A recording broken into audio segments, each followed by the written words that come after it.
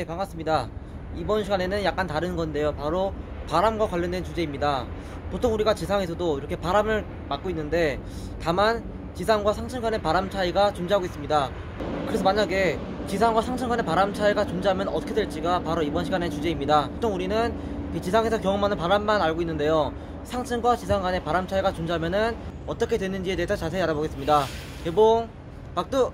네, 그러면은 연직 바람 시어에 대한 강의를 시작하도록 하겠습니다. 그러면은 여기서 약간 좀 단어가 어려운데요. 연직, 바람, 시어를 각각 잘라서 해석해 보겠습니다. 먼저 연직이라는 것은 이렇게 위아래를 말하고요. 그다음 바람은 우리가 늘 느끼는 바람인데 여기서 다니는 풍속입니다.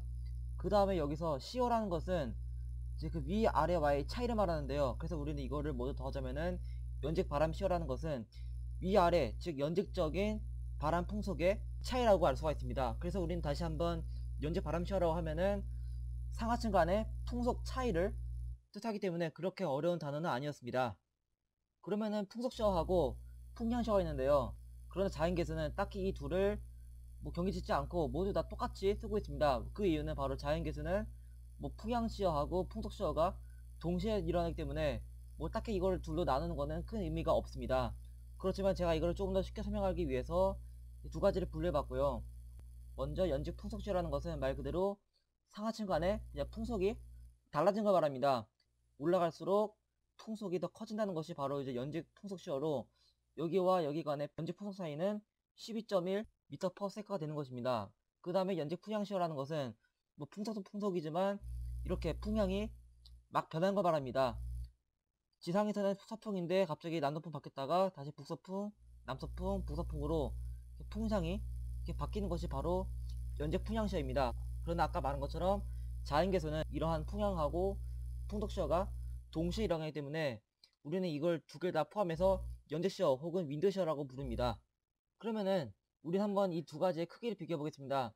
그냥 아주 간단한 건데요. 연직시어가 작다는 것은 위로 올라갈수록 풍속차가 작은 걸 말하는데, 여기서는 이제 5.3 빼기 1 해가지고 4.3이 연직시어이고, 여기서는 지상에서는 2였는데 갑자기 풍속도 막 변하고 풍향도 막 변하면서 실질적인 풍향차는 53 m/s로 굉장한 풍속 차임을 알 수 있습니다.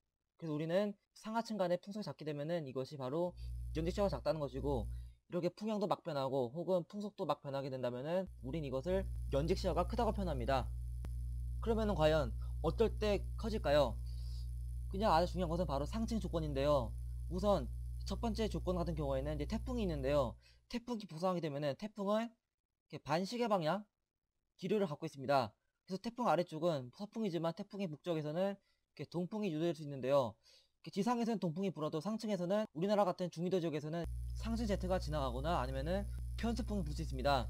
그래서 이때는 지상에서는 동풍인데 사층에서는 서풍이 강하게 불어서 이때는 상하층 간의 연역시어가 굉장히 커질 수가 있습니다. 그래서 첫 번째 조건은 바로 태풍 북쪽에서 하층 동풍의 유도됨에 따라 연직적인 풍량과 풍속 차이가 커지는 것이 바로 첫 번째 조건이고, 두 번째 조건은 약간 지형적인 것인데요. 일정한 바람 혹은 평균류가 높은 산 같은 장면을 만나게 되면은 이렇게 휘어서 불 수 있는데요. 이렇게 휘어져 부르면서 순간적인 풍속 변화가 혹은 풍량 변화가 커지게 됩니다. 이때도 상하층 간 연역시어가 굉장히 커질 수가 있고, 아니면은 정난운이 발달한 상태에서 이제 막 비가 내리기 시작할 때 순간적인 하강기류 혹은 다운버스트가 생길 수 있습니다.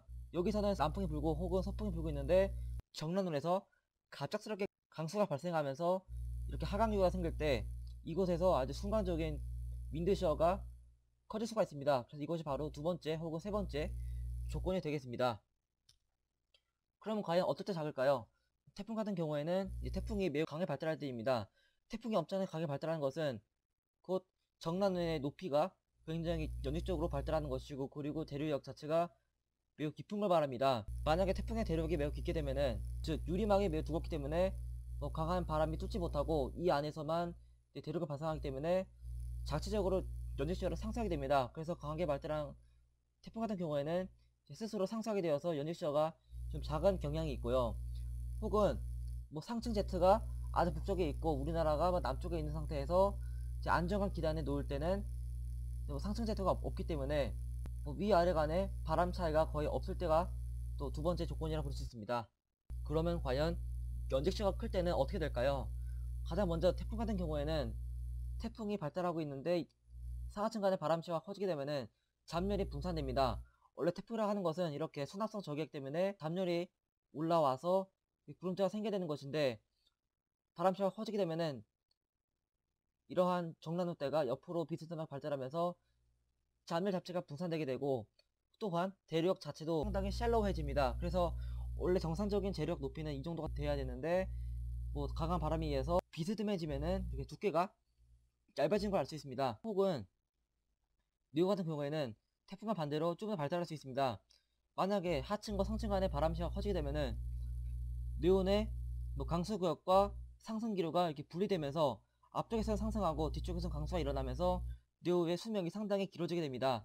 만약에 바람시가 작아지게 된다면은 상승구역과 하강구역이 공존하게 되면서 이러한 하강구역이 상승기역을 차단하게 되면서 이제 네온이 더 이상 발달하지 못하고 이 상태에서 파괴됩니다. 그러나 만약에 바람시가 없다면은 상쇄되는 것이 없고 그대로 분리가 되면서 전면에서는 발달하고 후면에서 비가 내림으로써 네온의 수명이 연장되고 혹은 네온 자체가 약간 자가 증식하는 경향을 갖고 있습니다. 혹은 태풍 같은 경우에는 아까 말씀드린 것처럼 잡열이 쭉쭉 그대로 유입되기 때문에 태풍이 아주 잘 발달하게 됩니다. 그래서 우리는 태풍 예보할 때 상하층 간의 바람시어가 매우 중요하게 쓰이고 있습니다. 네, 그렇게 이번 시간에는 바람시어에 대해서 알아봤습니다. 보통 우리가 바람시어 혹은 윈드시어라고 하면은 그냥 공항에서만 쓸 줄 알았는데요, 이렇게 태풍에 대해서도 쓸 수 있는 게 매우 신기했습니다. 태풍에 대한 강의는 제가 이제 여름철에 하도록 하겠고, 오늘은 그냥 맛배기로 태풍을 알기 전에 먼저 알아야 할 기본적인 지식인 바람시어 혹은 연직시어였습니다. 그럼 이상으로 강의를 마치도록 하겠습니다. 구독과 좋아요 눌러주시면 감사하겠습니다. 감사합니다.